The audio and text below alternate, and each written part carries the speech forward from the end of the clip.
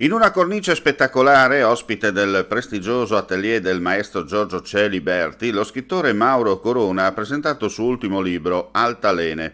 La serata è stata moderata dal giornalista e scrittore Enzo Cataruzzi. Altalene, un racconto poetico e sentitissimo in cui Corona lascia libero il flusso dei ricordi e si concede ai suoi lettori con assoluta e generosa sincerità.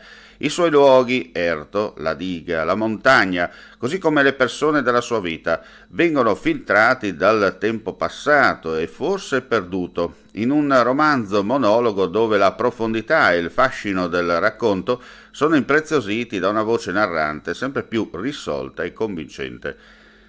Dal giorno in cui 60 anni fa piovve terra sulla terra e terra nell'acqua e terra su 2000 anime morte, di cui 487 bambini, Aerto il tempo ha continuato a oscillare tra dolore e speranza di rinascita, ricordi tragici e difficili presenti, memoria di una povertà aspra e dura, ma viva e vitale che si riflette nel benessere vuoto e triste dell'oggi.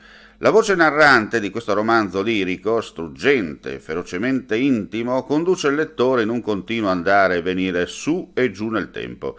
Il vecchio ricorda e racconta il suo mondo com'era, prima che la cieca abilità dell'uomo lo distruggesse, e insieme racconta la sua vita, l'infanzia e la prima adolescenza, la spensieratezza dei tre fratelli che si alterna alla incomprensibile violenza della vita familiare e che si deve misurare con il tormento di una comunità stravolta dal dolore.